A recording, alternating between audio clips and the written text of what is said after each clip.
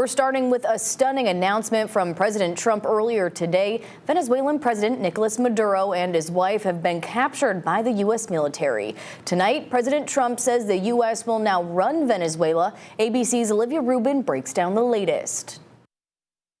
Tonight, Venezuela's president as a prisoner after being captured in a daring U.S. military raid. President Trump posting this image today with the caption, Nicolas Maduro on board the USS Iwo Jima. The United States Armed Forces conducted an extraordinary military operation in the capital of Venezuela, successfully captured Maduro in the dead of night, captured along with his wife, Celia Flores, both of whom now face American justice.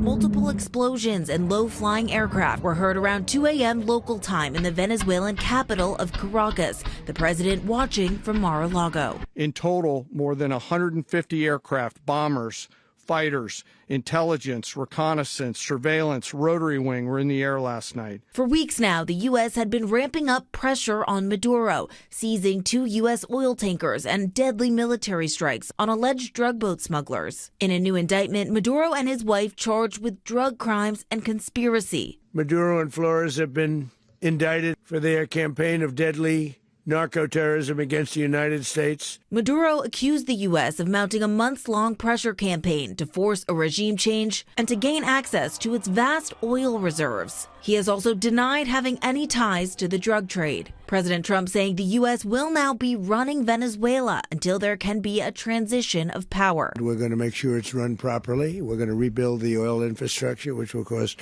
billions of dollars. It'll be paid for by the oil companies directly. They will be reimbursed for what they're doing, but that's going to be paid. The administration says it didn't inform Congress of today's operation, citing fear of information leaking. Olivia Rubin, ABC News, New York. Tonight, Virginia lawmakers are also speaking out after the latest U.S. strike in Venezuela. Layla Cox is in studio here with more. And Layla, Governor Youngkin has praised the president over this move. That's right, Madison. While some Virginia lawmakers like Youngkin and Congresswoman Jen Kiggans voiced their support to the U.S. strike, others, including Senator Mark Warner and Congressman Bobby Scott, are sounding the alarm about President Trump's use of military force. In addition to capturing Venezuelan President Nicolas Maduro and his wife, now President Trump says the U.S. government will temporarily run the country and use Venezuela's oil reserves to sell to other countries. Saturday's attack marks a major development in the Trump administration's pressures on the South American country. After months of U.S. strikes on boats, officials say were smuggling drugs to America. Since the attack, several of Virginia's lawmakers are responding. Senator Tim Kaine is a leading voice in concerns raised over the president's efforts to expand what he says is unauthorized military force. Here's what Kaine had to say this afternoon. We've seen this president initiate unilateral action against Iran, against terrorist groups within Nigeria, and now against Venezuela, as well as against boats in international waters without seeking congressional approval. In other countries like Lima, which you're seeing on your screen right now, Venezuelans are out in the streets celebrating. 13 News Now spoke with president of Virginia-based Venezuelan advocacy group Ven Conmigo.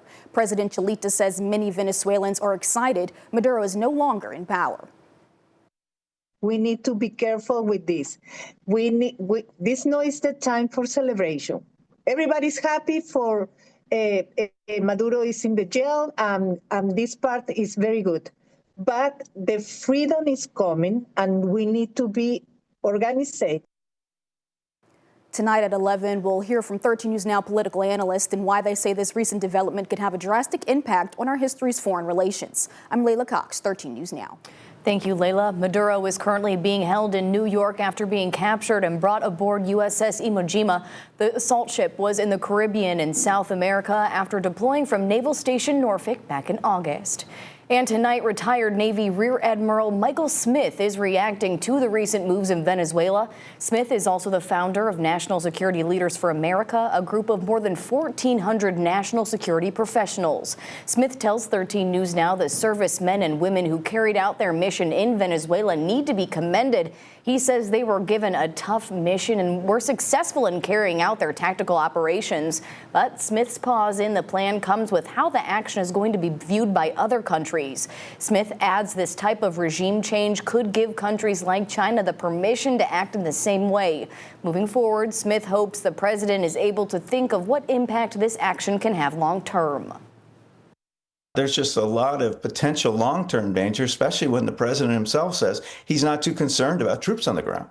You know, I thought we were getting away from these endless wars. I thought we were done with regime change. And so my concern is more, can this be drawn out? Smith says there's also a possibility of troops on the ground in Venezuela could face rebel forces in the fallout of a regime change. He hopes whatever happens moving forward, it won't require more U.S. troops being called in. You can watch President Donald Trump's full press conference on Venezuelan military action on this app right here on 13 News Now Plus.